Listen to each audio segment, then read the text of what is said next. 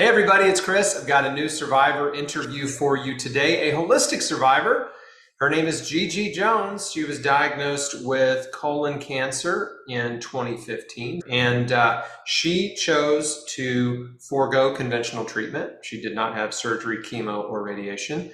She radically changed her diet and her life, and it took about 2.5 years for her body to heal. So she didn't heal it overnight. There was no miracle cure, quick fix, magic bullet, but she did the work, and she just consistently, day after day, took care of herself in a way that she never had before, and her body healed. And so I love this, and I can't wait for her to tell you her story. But that's just enough to hook you. Okay, so Gigi, thanks for taking the time to share your story. Thank you so much, Chris. Thank you for having me here and all the good work that you're doing, spreading the word and encouraging people and inspiring them all over the world. Well, I appreciate that a lot. Mhm. I'm just so blessed to be alive and to do what I do. Yeah. And I love every time I hear a story like yours, it just makes me want to do more and just keep going. So let's hear it. Let's hear the story. 2015, what was happening in your life? Well, 2015, I owned a little business in Kansas City, Missouri. It was a spa, and there was a what we called a new vitalization going on within that community. We had a transit that was going, in that particular area is our new area, and a lot of stress was I had in my life.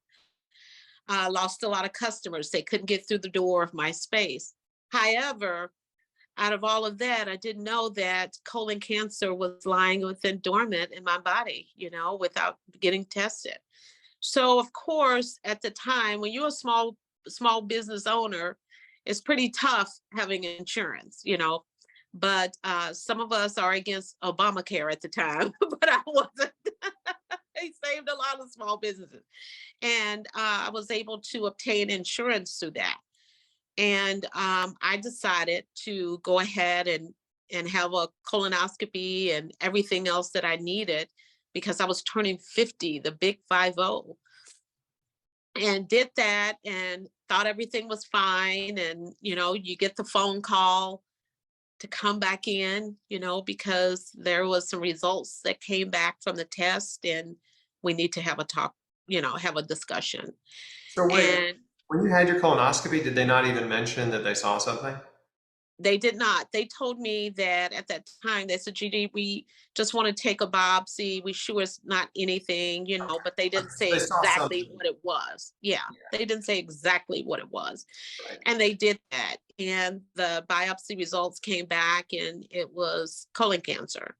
And when I asked about the stage, they said I was stage 4, and where it was positioned, that it was growing quite rapidly. Stage 4. Stage That 4. must have been a pretty big tumor.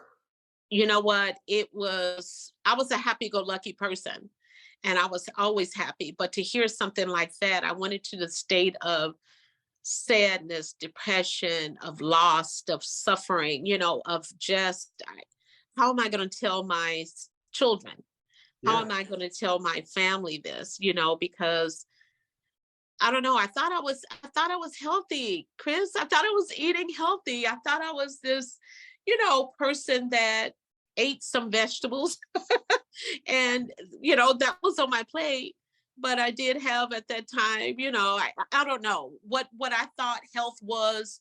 Now I know what health is, not even on the radar. Yeah. And And I as did I like to ask. say, everybody thinks they're healthy, right? And getting that and asking the doctor, what can I do to what well actually I asked him what do you think that caused that, and he said at that time that possibly stress. He didn't say anything about diet or anything like that. Well, I'm surprised your doctor said stress. That's actually rare for a doctor to I say. know. I Usually know. they're very dismissive. Yeah, exactly. He said possibly stress. And then, he asked questions about my parents, if they had cancer or anything else. But no, it didn't run in my family. And that's the thing. It was just me. Um, And, you know, having to tell your family that this is going on in your life, and then the sadness that they are going through and suffering through, you know, it was just, and I'm one of those people that like keeping things to myself, you know, and especially something this horrific. And back to, I'm going back to that, Chris. I thought I was healthy. I thought I was eating, well, I was the SAD diet at the time, you know, the American Standard Diet. I was, you know, and I followed that pyramid 100%. And here I am, you know, with cancer. And and at that time, you know, I had planned to have surgery. We all worked it out, chemotherapy, everything. And, you know, just praying over that one night, I decided to just pray and meditate. And at that time, I wasn't a real 100% meditator or someone that prayed all the time. But, you know, I just felt within my soul, within my, something else was calling me, you know, and it wasn't that. And then having the, that spirit within ourselves that says, you know, what if you die? What if after surgery 5 years later, because you hear this all the time, the cancer in remission, what is remission? And then it comes back. And, you know, and I felt I needed to do something more. I really felt God leading me on this journey. There was nothing else. I couldn't do that by myself. You know, my mindset wasn't there to create something like this, to say, try something else, learn something else, you know, do something else. And I decided to start Googling ways of healing cancer. And I mean, it was a bunch of ridiculousness on YouTube, you know, by the way, which is scary. Yeah. Like what kind of things did you see at that? Do you remember? Oh my goodness. I saw people with pineapples saying, you know, pineapples can cure cancer. And they were just juicing pineapples and doing all sorts of things. And it was beets and it was all sorts, you know, they were all over the place. But it was nothing 100% solid until the China study comes on. The study that Dr. Colin Campbell did back in, what was that, the 70s? And they talked about how you can turn cancer on and off by the choices that we make in food. And I said, food? But then, Chris, there was no instructions. There was no way. I'm going, okay, so how do I do it? But they talked about plant food, but you're talking about an elementary person that doesn't know what is plant food, what is, you know, and with that, I didn't know, but I kept playing that over and over and over again so that it would resonate with me. And I finally got it, the video, by the way. So you And saw, was this an interview with Dr. Campbell that you saw or one of his lectures? yes, it was the entire, it's a documentary. It was the entire documentary Oh, okay. Maybe Forks on Over YouTube. Knives. And yeah, by the way, I did interview with him some months back, but Oh, good. anyway, yes. It was actually his full documentary. You know, you can purchase the book or you can watch it on YouTube and it's stumble. But I always say whatever you're searching for is searching for you, is seeking you. And for sure it was. And shortly after my last fifth, took me about 10 days of watching that video over and over and over.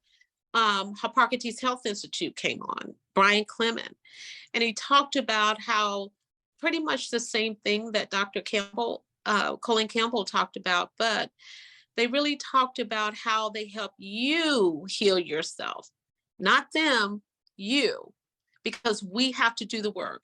We have to be mentally ready to do it and open to what is out there, you know, for us to change. Is 100% raw foods diet, you know, and not only that, not only was it diet, it's a lifestyle change. Everything had to go, Chris, everything.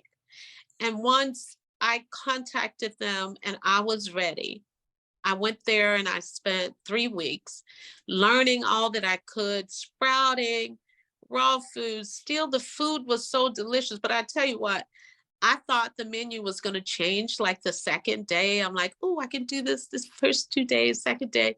I said, oh, is there anything else coming on the menu? It's the menu change. It's like, no, Gigi, this is it. I'm like, what? Oh my God. So, Yeah, you got to eat the same thing every day. and I started detoxing, Chris, and I tell you what, it was, I mean, to be able to detox the body and to rebuild cellular structure and getting rid of heavy metals, and the list goes on, parasites out of our bodies. It is so amazing. It is so free, and your mind is free. And you know that God resides in us and how powerful we are once we give it what it needs. Once Talk we give about, our bodies what it needs, it's amazing what it would do. yes, talk about your detox symptoms. What was that like for you? Oh my goodness. I had no idea, Chris, that I was oh, I shouldn't say that word, but I always say sugar is crack, a crack addict. I had donuts and different things before. I had no idea the amount of sugar content that are in these foods. And not even, and we talking about, even if you go to smoothie places to get smoothies, we're looking at, of course they put banana and other things in there, but they also, some of them, they add sweeteners so that we can enjoy it, because they know that's what we want, and we want this sweet addict. So that was Yeah, the the thing. smoothie. I'm glad you brought that up because it's true. The smoothie places do often add additional Yeah. sugar and sweeteners to smoothies. Oh my I've goodness. certainly gotten smoothies at smoothie places, and they're always way sweeter than anything I would make at home. I know. It's just additional, way additional. When the fruit is enough, and we know our fruit here has been, is we're not going to talk about that now. I'm sure you don't want me to have that discussion, but it is way sweeter than it should be, Mass and we produced know that. fruit, yeah, like the Cavendish bananas, which are the Oh common. my goodness. Yeah, we definitely need to be careful. But So, did you feel bad? Did you get sick? Were you nauseous? Like, Chris, I had the worst headache in the world that I didn't think I was going to recover. I had headache, I had chills, just like someone's coming off drugs.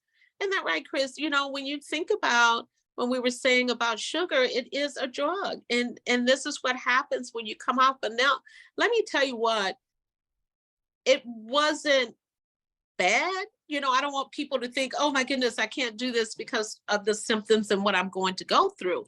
No, it wasn't bad. It was really great, because there's other things that you can take to alter, the headache and for things like that, with magnesium and all of that. But what I was I knew that I was helping my body heal itself. And yeah, that's what the body was doing, recovering. It was going through a recovering stage.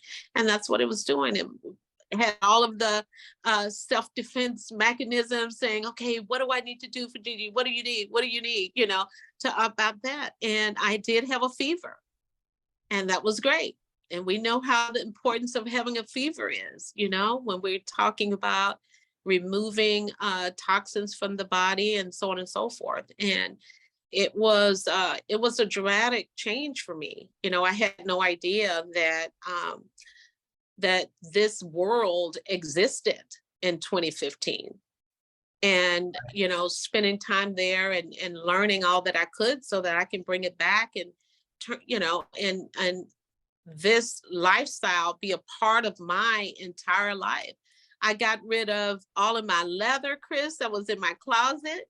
I got rid of everything, because not only are we talking about food, but we're talking about everything that encompass this, our beautiful world, our beautiful environment, and what we're creating. And I had to create this sanctuary at home for myself for healing.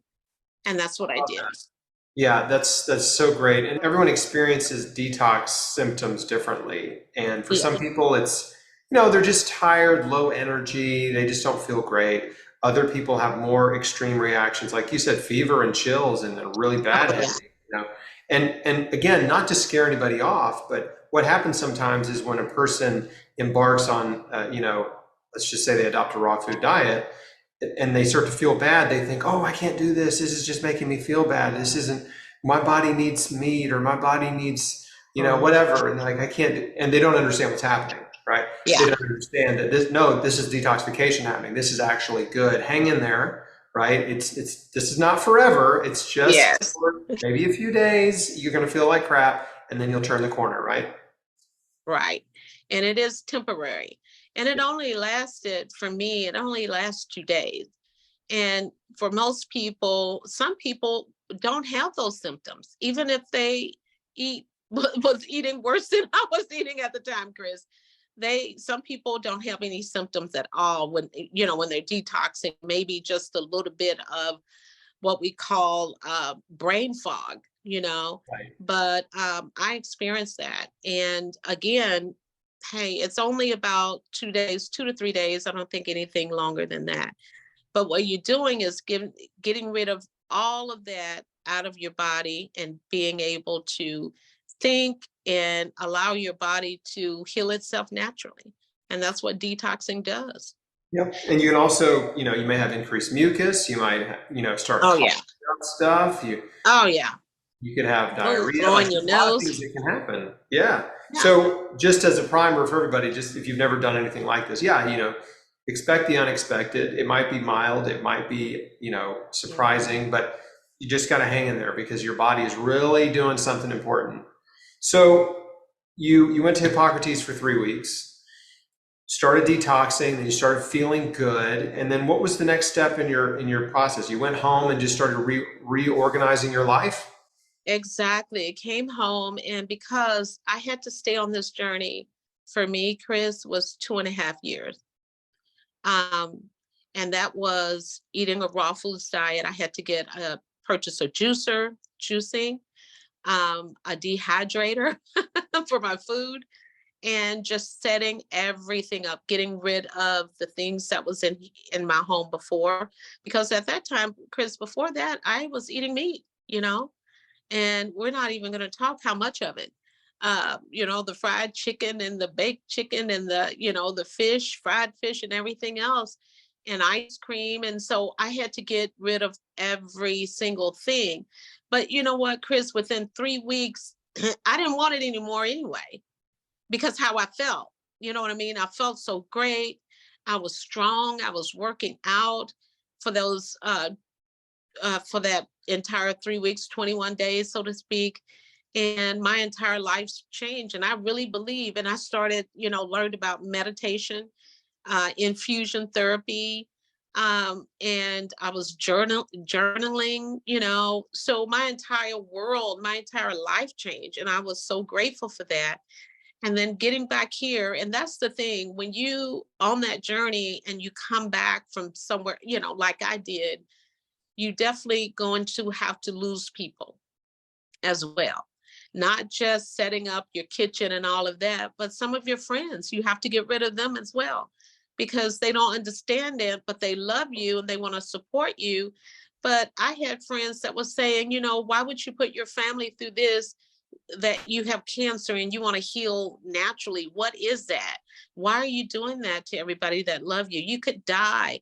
I mean, just imagine if you're in a positive state and you can believe that you can do something, and you have these people around you that love you, but they're in a different mindset of saying to you, bringing you, out of the strength that's this journey that you're on. This is, you have your own personal journey. It's not about them, it's about yourself. So I had to cut ties with certain friends and family members until I was ready to speak with them again or interact with them again, because this journey was my very own. And I really believe that not only could I heal myself naturally, I believe that, but also I was ready to love myself again. I was ready to, support myself and strengthen my entire family through what I was doing. And if I couldn't do it, of course, surgery was the next option. But this made me feel so good. Hearing what the doctor said, I felt so sick. I've never felt so sick in my life. But after this transformation, I felt really wonderful. My entire life changed. How soon did you learn that what you were doing was working? Besides feeling good, when How long did it take to see some measurable results? I would say I decided to go back to the same doctor. It took about 6 months or so. And I went back 6 months later, and he said to me, and by the way, I went to two doctors at the time when I was, when I had my colonoscopy, but the first one to get a second opinion. So when I went back, he said, I can see the dye, but I don't see the tumor. So the dye was where the tumor was 6 months later. And he said to me, he said, well, what happened? Did you have the surgery? What, and I said, no, I did not. But I didn't want to share because I was, when I was, because I was in a different frame of mind of believing that I could do it. And I didn't want any negativity thrown at me. I didn't want him to say, well, that can happen. But what he did do, he said, well, what we need to do is monitor you because something's happening. Let's come. We want you to come. They had me coming in every 3 months. I did it twice for a colonoscopy. And then I decided to call back to Hippocrates and say, is that normal? Should I be doing that? They said, oh my God, that's too dangerous. If anything, you should wait a year, then go back and see what's happening. Why did they say that? They said because of the fact that the colon wall is so thin, they can rupture it. And no one should get a colonoscopy every 3 months. It's too dangerous. And also, every year is okay, but not every 3 months. I even had a doctor, I spoke with another doctor as well that suggested the same thing and says, no, they shouldn't do that. That's ridiculous. No one should ask that. So I decided not to do it anymore because I felt the same way, and that's why I asked for that second and third opinion. And here we are.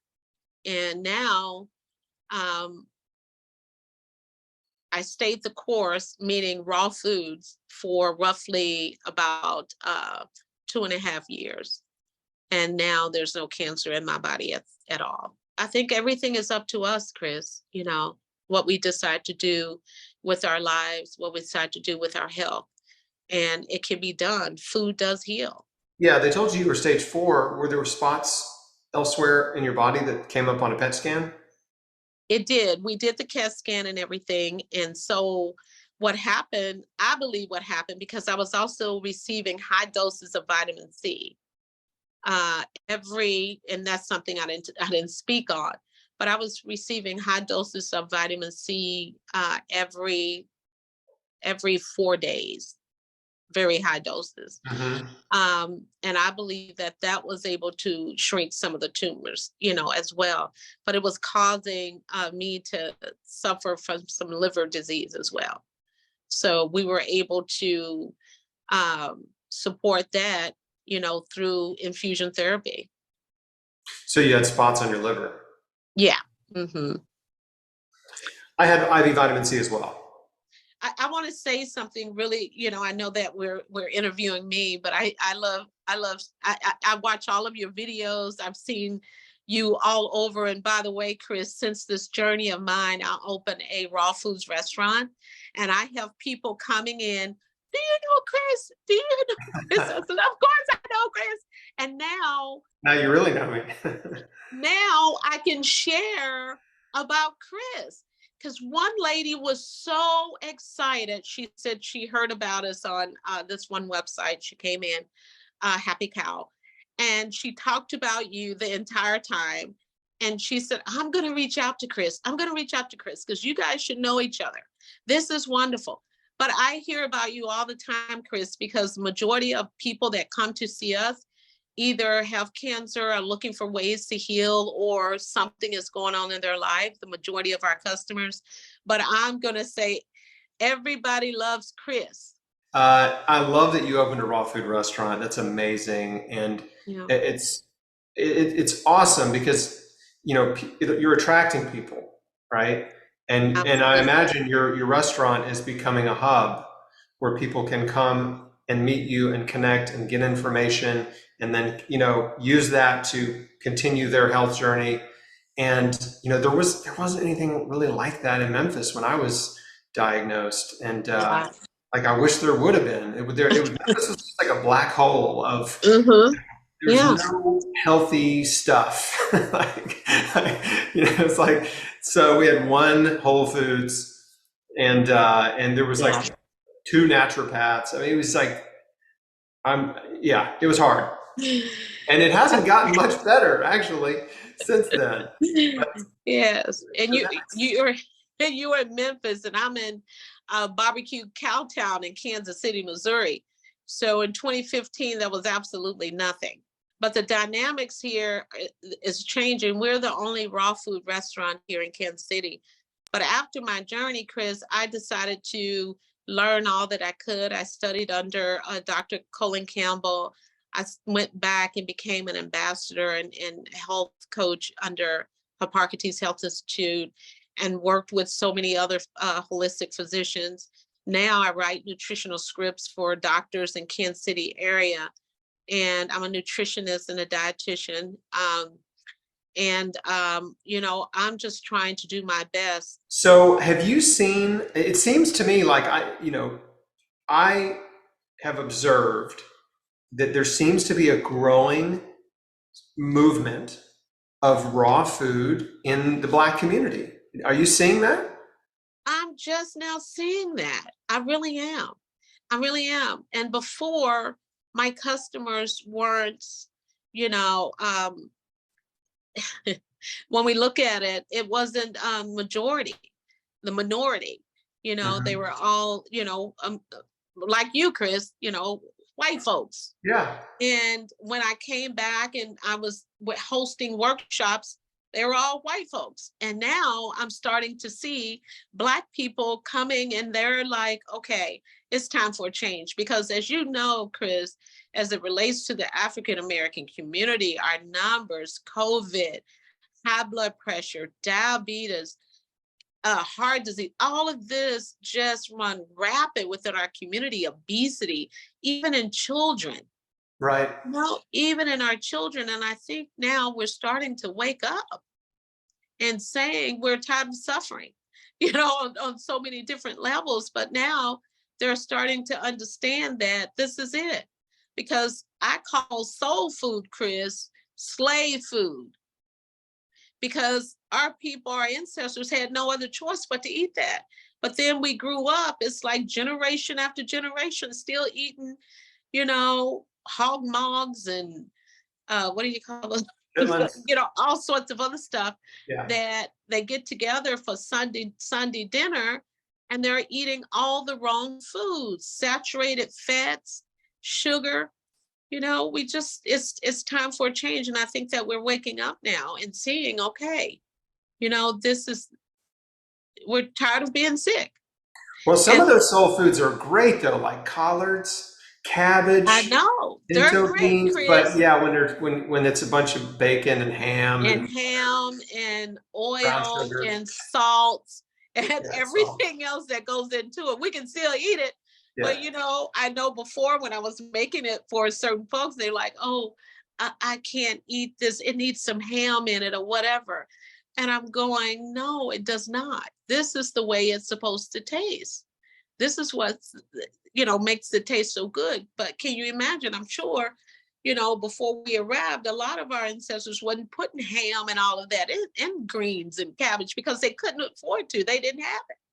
Well, So they were eating it as natural as possible. this is a great point you brought up, which is that the poorest people around the world generally have Right. superior health. They have lower rates of cancer and heart disease and diabetes because their dietary options are so limited that they're forced to eat the cheapest food they can get. And that's in the US, it's different, but in other countries, and it used to be this way in the US, in other countries, the cheapest food they can get is like rice, vegetables, fruit, Exactly. corn, just it's simple whole foods from the earth, no frills. There's not a whole lot of additives or preservatives, right? It's like very, very simple rudimentary food.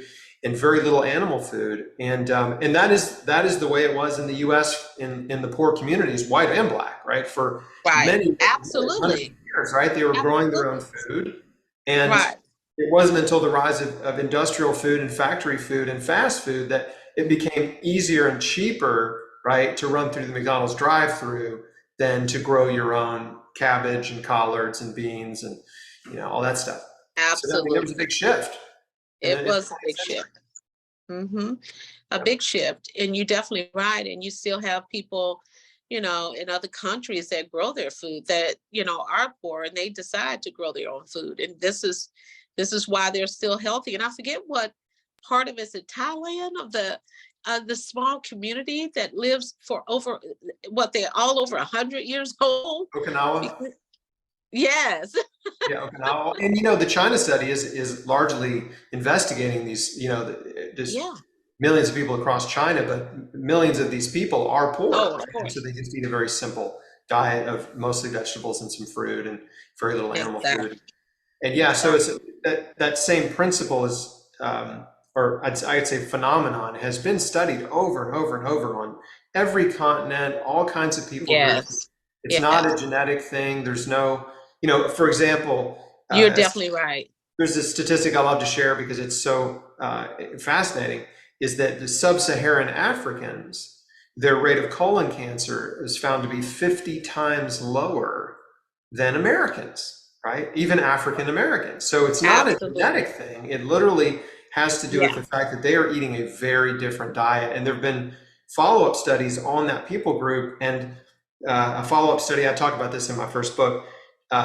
Researchers, knew this information. Okay, their rate of colon cancer is 50 times lower. What is it? Why is it? So then they do this follow-up study, and they determined that it was the absence of what they called aggressive dietary factors, Mm, specifically meat and dairy. absolutely. Because Absolutely. this particular group that they studied, they weren't eating, what Mhm. you and I would consider a super Mhm. healthy plant-based diet. They were Yeah. eating mostly just corn grits. So their Mhm. diet was deficient in a lot of ways. Yes. It wasn't what we would consider like a really robust, diet with lots of diversity. And but still, the rate of colon cancer was super low. So it wasn't Absolutely. so much what they were eating as what they were not eating. And over again, Chris, it does go back to diet. 110%, and it is. It's absolutely true. And we're seeing case after case after case that's associated with the diet and our lifestyle. Once we get that under control, here we are. Yeah. And Good we things talk can about real happen. health. Good things, wonderful things could happen. And But now, thinking about all the wonderful things that I'm doing with my grandchildren. We talked about, okay, Gigi, when I started this journey, and I said to them, if I can heal myself, we're gonna go to Paris. And they holding me, they're holding me accountable for that. Gigi, we're still going to Paris in 2 years. We got 2 years left. I'm like, okay, we're going.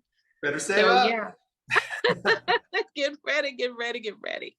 So, just having that opportunity to be a part of their lives, and feeling great about every day that I wake up and helping others and inspiring other people.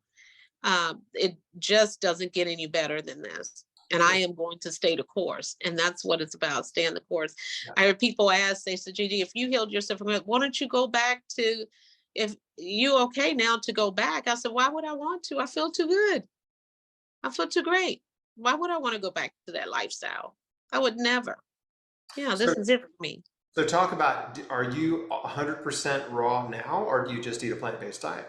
Yes, I am 80/20.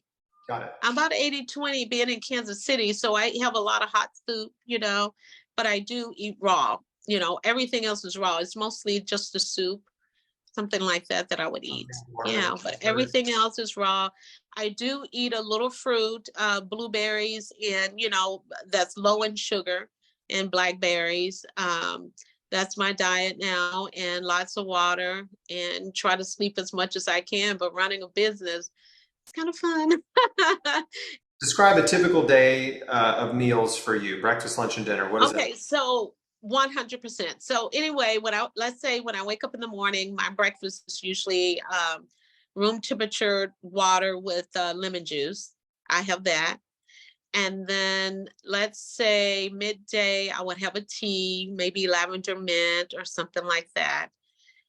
My body doesn't start eating food until around 12:01 in the afternoon. But then So specific. before that, I have a green juice. We make green juices, we make cold pressed juice, organic cold pressed juice at the cafe. So I would have a green juice, and then my body is ready maybe about 1 o'clock to start eating foods. And I may have one of our sage burgers with avocado on top or something like that. And it comes with butter, lettuce, no bread or anything. And then maybe a soup. And then maybe about 4 o'clock, I have another juice. And then I will eat about 6 o'clock. I have my dinner about 6. So I have a soup and maybe some zucchini spaghetti or something like that with walnut crumbles on top. And then another tea. So that's about it. Maybe a salad or something during the day. I think that's what I had today, what I just described. So Yeah, yeah, yeah. yeah. That's great. That's great. I love it. I was in the habit of eating the same thing every day, just giant salads for lunch and dinner, just loading them up with as many vegetables as I could. And Yeah. I have a high metabolism, and I'm pretty hungry and active, so I was just eating these giant salads, with all the veggies in there, and I love it.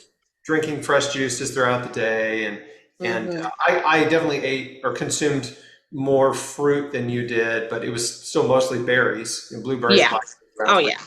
The berries. berries. Making a fruit smoothie, throw a banana in there, Yeah. kind of thing. Hmm. But yeah, very similar.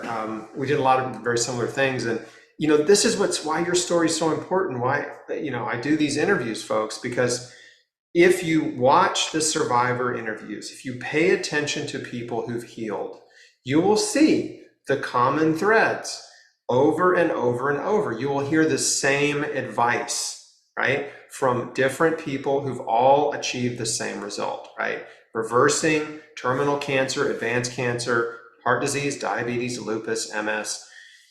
It's the same path, right? It's changing your diet, going Yeah. 100% plant-based. Tons of raw food is always good. And then from there, systematically changing other aspects of your life. So I'd love for you to talk about some of the other things that you changed, maybe mental, emotional, spiritual stuff. Yeah. How was that for you? Well, I changed also spiritually. I used to be, I used to attend a Baptist church, and then,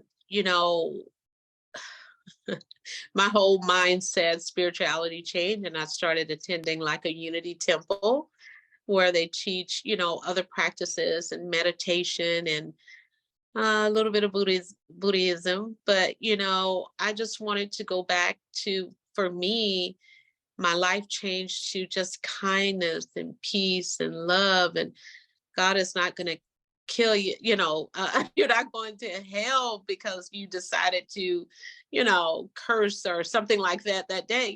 Just a lot of things change. I just wanted to, my learning meditation, in some of our other how should I say, religions would say, I was told I was worshiping the devil when I was meditating. And so, and I knew that's not true. And meditation, I think, is taken out of content. It's really just being with yourself and shutting everything out, shutting, uh, everything around you out. And it's been known to, help with anxiety and all different diseases too, blood pressure. People that have high blood pressure should do breathing exercises, through meditation. So that changed for me. And so I joined Unity Temple, and I really, really love it. I I find myself more peaceful now. I even at work, my team loves me. Not like Gigi. So, I'm a different person. And my grandson, I wanted to share this with you. So when I came back, I didn't know what I was going to do. I didn't know what I was supposed to do. I was just I felt like I was having an out of body experience. And I know it was God speaking through him. He was 7, and he says, Gigi, what are you going to do now? What is your business? And I said, my business? I said, I don't know yet. I'm trying to figure it out. And he said, it's Gigi the vegan, duh. And so, and I said, well, what does that mean? He said, you're supposed to help other people.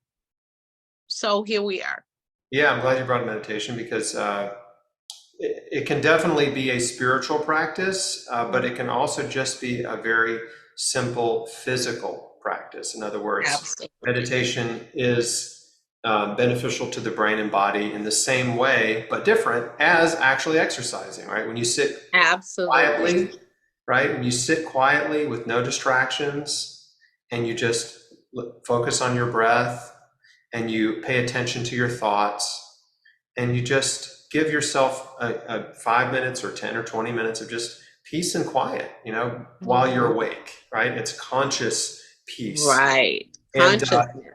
it's been studied a lot. And, your nervous system calms down, your stress response calms down, your immune system is improved when you meditate, your brain function is improved. I mean, there's just all these wonderful physiological changes that happen in your body when you just take time to sit quietly. People, it's hard to believe, right? They just think, It's hard. it's hard to believe that that's like helping you, but it really is. It really It is. costs you nothing. It just costs you 5 minutes, right? Or 10 or 20 minutes. And Absolutely. and the funny thing about meditation too is like when you first try it, you realize how hard it is to sit quietly. You know what I mean? It's hard. It's hard to like sit quietly and just calm down and not, you know, and just not let your mind race and think thoughts. You know what I mean? And so yeah, then you just realize, wow, I really do need to practice. I need more practice at this. And it helps. The other thing it can help you do is if you do it when you're, not stressed, you realize that it can help you when you are stressed, right? When you're actually in a state of stress and worry and fear and anxiety, you can get yourself out of that state, with meditative practice. So like, I love to do it, I don't do it every day because I'm busy and I just don't make time some days to do it. I've never sat down and meditated and then regretted it. I always feel better after, Yeah. I would say it really has helped me, when I was, like I said, I was a very stressful person, always thinking about, oh, and I would make myself stressful. Yeah. And it really, really helped me with that. So now I know how to, eliminate that. And I know how to, when I feel my shoulders and everything tense up, just breathe in and out, breathing and out. And it's okay. Yeah. Yeah, it's good to be able to stop thinking. I mean, that's the thing. Absolutely. And let it go. When your mind is racing and you have these worries and these anxieties and fears that are just going and going, like developing that ability to just stop thinking about things that are creating stress. It's a very powerful tool to have. So, but you have to work on it. You have to develop it. You it's definitely a mental skill. And so anyway, and then of course the spiritual side of meditation, you can meditate on all kinds of things, on scripture and prayer and meditation go hand in hand. And so you can sit quietly, you can pray for a while, and then you can just sit quietly and listen, and then you can pray some more.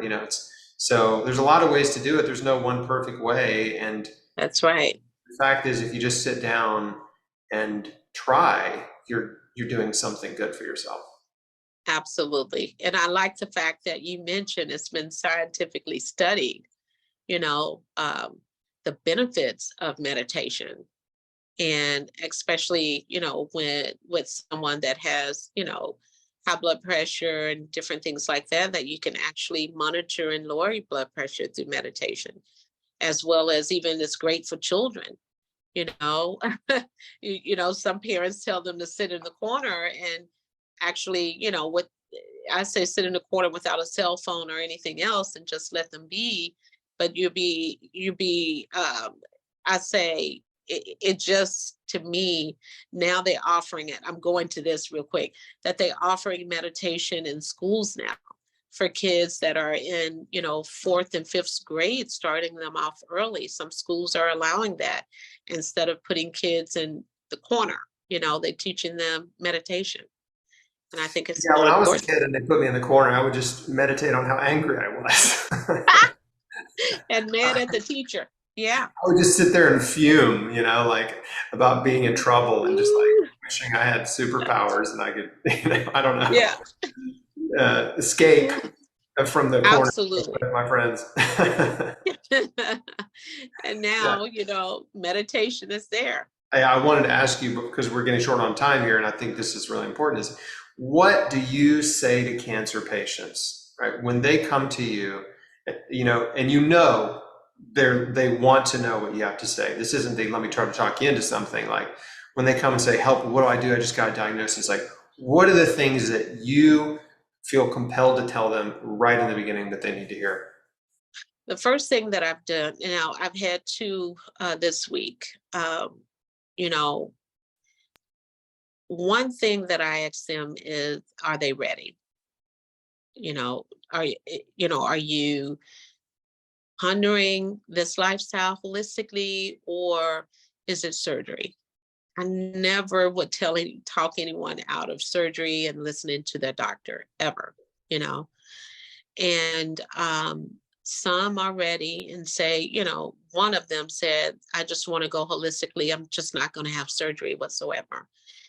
And then I would set up a consult. And then from there, I have a doctor that I refer them to, an integrative doctor. And again, he monitor everything else. I monitor the diet. And that's what I do.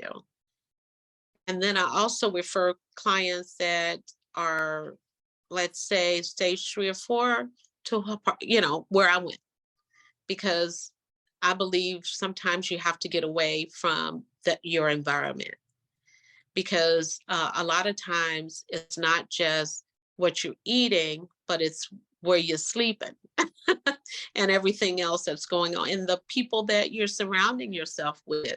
Sometimes people make you sick, Yeah. yeah, real sick. Amen. And so, I like to know where they are, who they with, what's going on. So that way, I can really refer someone the right way, and not just because what worked for me may not work for somebody else. But I guarantee you something, that what worked for me will work for the majority. I've seen it case after case. I've But seen that as yeah, well. And but you have to do the work. you You have to do the can't, work. yeah, you can't one day say, oh, I had to have that pizza, but then I'm back on it. I'm back on track. No, you have to stay the course. That's the thing. That's what healing is all about. You have to stay the course. That's good advice. And I'm glad you brought up, the person has to be ready to change, right? Mm-hmm. They have to be ready Yeah, to completely change. And of course, you can't change absolutely. everything overnight, but you can change a No. lot pretty quick, right? You can Yeah, change you your diet. can. You can change your diet immediately, and that's a Hmm. big change. That's a Um, big change. but some folks, you can give them advice and they just run with it and they don't need much help. Other folks, it does make sense to get out of Right. the environment, right? Because sometimes you just don't realize how toxic your home environment, your work Oh my gosh. Yeah. is until you get Mm. out of it and you go to Right. a place like Hippocrates for 3 weeks, or you go to somewhere in Hmm. Mexico. Like you go to a healing retreat center where you're surrounded by encouragement and love and whole foods and all this wonderful support, and it just resets your attitude and your perspective. And to me, that's the biggest benefit of those places. Nobody's getting cured in 3 weeks, right? No, But you're no. getting this massive infusion of nutrition and education and hope, right? And clarity. and then you take that home, and then you start to reorganize your home life, because healing happens at home, and you've got to get your home in order. Chris, you just gave me chills and I almost wept. I'm feeling emotional because you said hope. That's all I had. And that's all people, that's what you start with, hope. And once you start with hope, all things are possible. All things are possible. That was so powerful. Thank you for saying that. That just really, whew, yeah. Hope. Yeah, I know it. And Mm, the hope is a specific hope, and that is yeah, the belief that you can get that you can do well, it. right? That's right. Healing is That's the hope. possible. Like, that was what you needed. You needed to believe that it was possible. Yeah. I did Wow. too. I did. I just had one guy's story, one guy's healing story gave me this tiny little spark of hope that healing is Yes. possible, right? And that was enough for me to Yeah. take massive action to change my life. 110%. And then after that, there's faith. And you're right. You know, hope and a little bit of faith, you can go, you can go a long way. Yeah, that's And right. believe it, it's gonna happen. And it's gonna happen. And it did happen, Chris, Yeah. for the both of us. And Well, that's the thing. And that's what we, are here to inspire others and inspire them and through hope, because you have to have that. You have to have it to do it. Yeah. did you have any setbacks along the way in that 2.5 years? Well, only setback I had was, I was married at the time and my husband didn't believe in it and he left. So That must have been hard. that's what I said. And I always say, like I mentioned before, people, you don't have to say who's supposed to be with you during your journey will.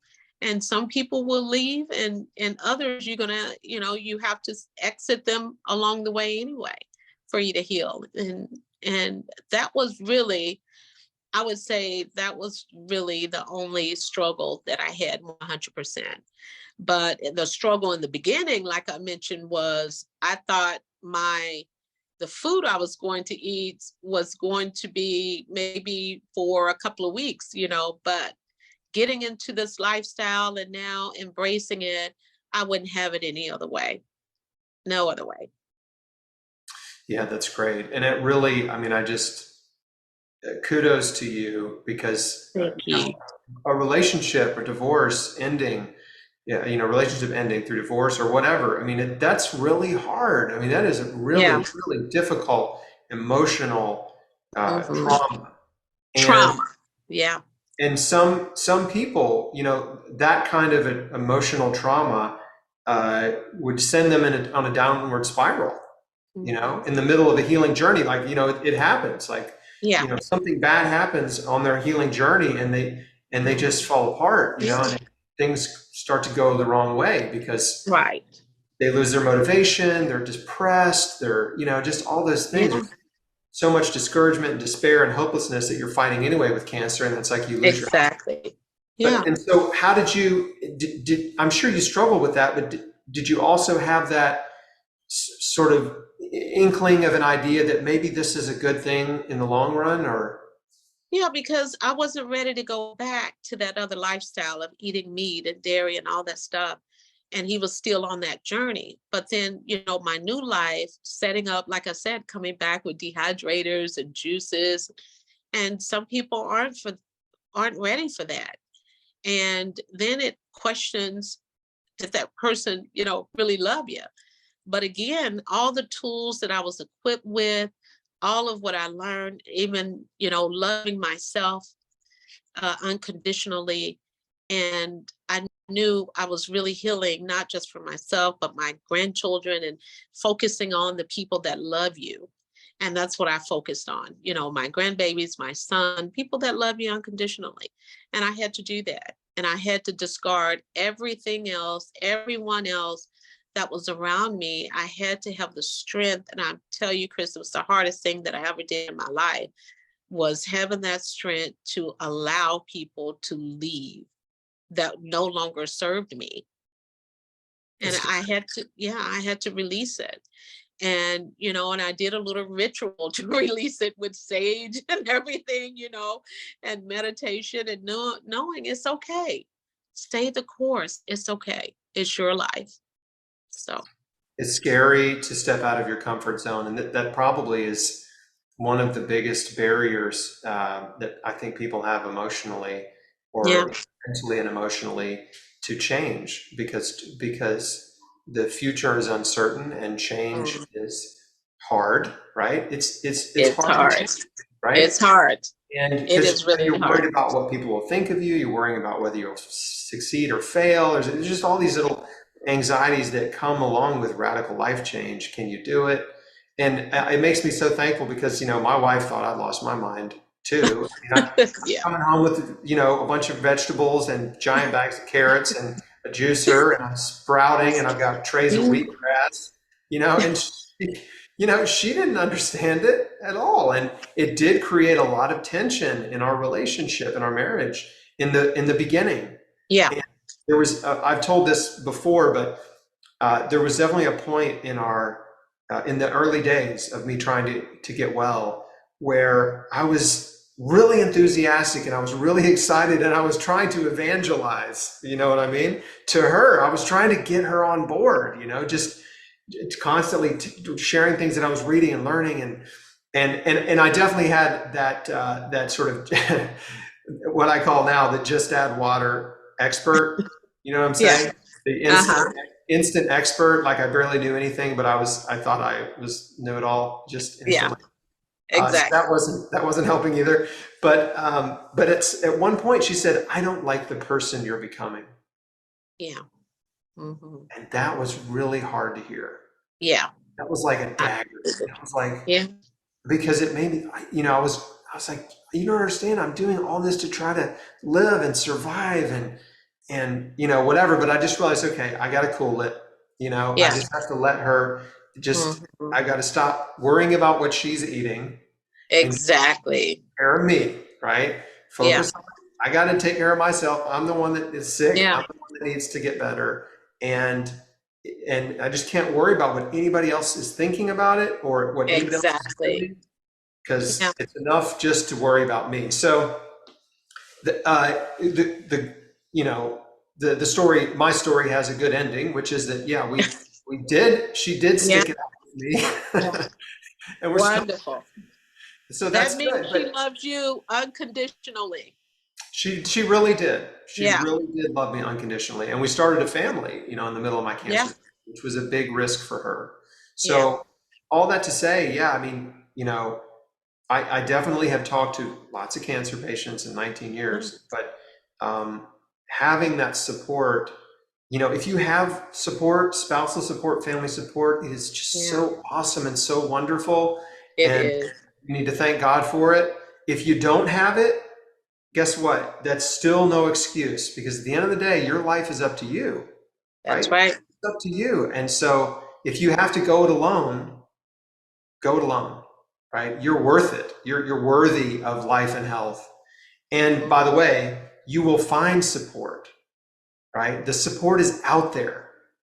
If it's not right, if it's not close, you got to go beat the bushes a little bit. You got to go look for it. You'll find a support system. Mm-hmm.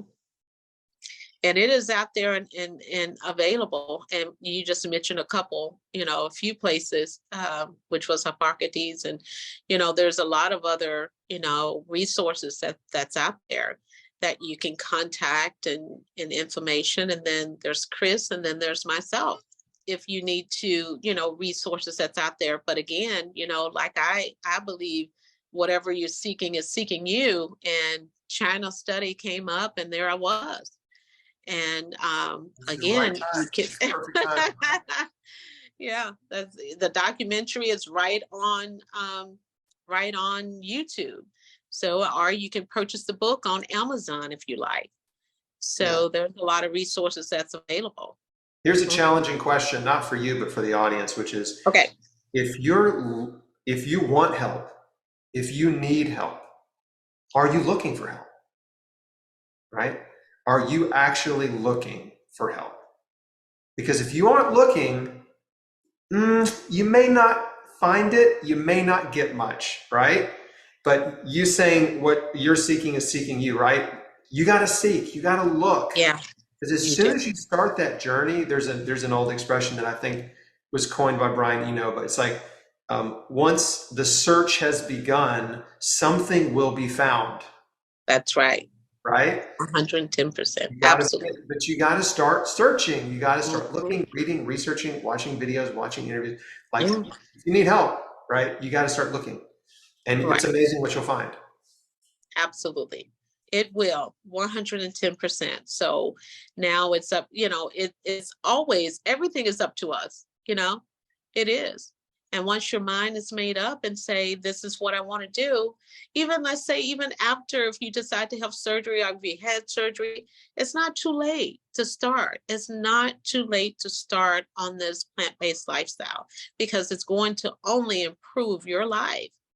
Your entire life would change, and my entire life changed. And believe me, I was one of those people you talk about, hey, meat eating and my cheese and my milk and all of that, and it was creating a I was creating a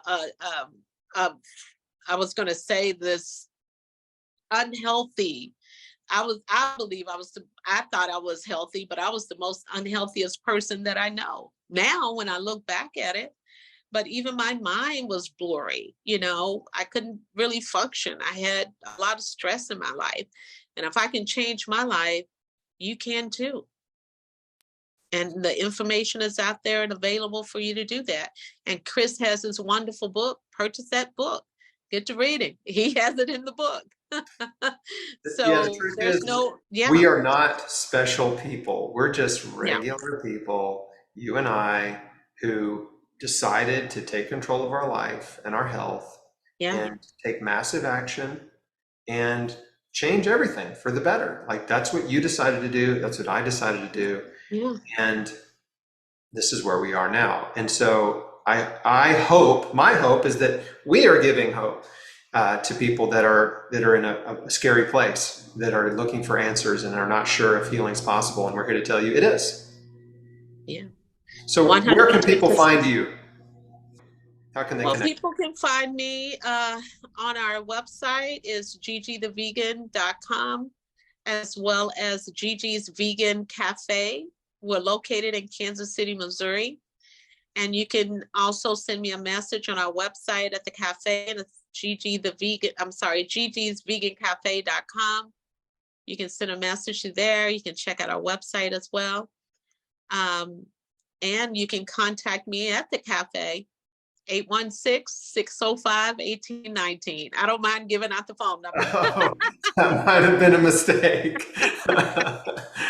Might have been a mistake putting the phone number out there, but we'll see.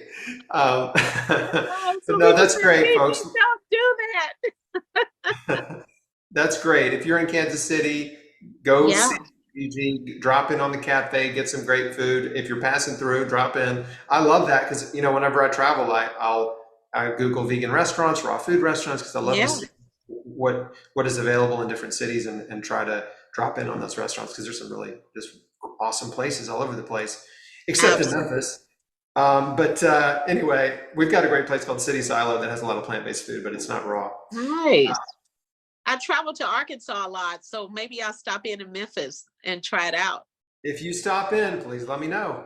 I will. I will. I Yeah. will. And every year, Chris, this is our 5th year of hosting Midwest Soul Veg Festival. Last year, we had over 10,000 people to show up, and I had great speakers. So we would definitely love you in Kansas City, and anybody else that's looking for a great time and veggies and getting vegucated, come to Midwest Soul Veg Fest, October the 7th in Kansas City, Missouri. Is there a website for that? Yes, it is MidwestSoulVegFest.com. Okay. And folks, I'll link to everything we've talked about in the show notes, so you can connect with Gigi to find out about Midwest Soul Fest. Maybe I'll be there. We'll see. We'll talk about it. Okay. Yeah, we'll talk about it. Be Yeah. great.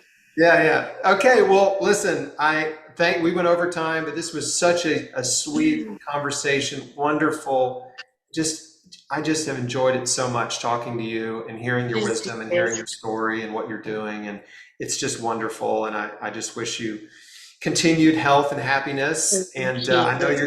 you're gonna help a lot of people. And that's just great. We just need more people on the team, right? Just like as many That's as we right. can get. You know, when you go through something really difficult and you survive and thrive and overcome it, you know, it's just you got to turn around and be a light in the dark for other Exactly. folks that are going through that difficult stuff, whether it's cancer or something else. So I know that's what you're trying to do. Right. I'm trying to do, and it's just cool to connect. So anyway, thanks again, Gigi. Thank you, Thank everybody, for you. watching. Please share this video with people you care about. Cancer is a big deal. It's a big problem. It's not going away. But the truth is, cancer can be healed. And Gigi is Absolutely. another awesome example of that. So help us reach more people and share this video. Bye-bye. Thank you.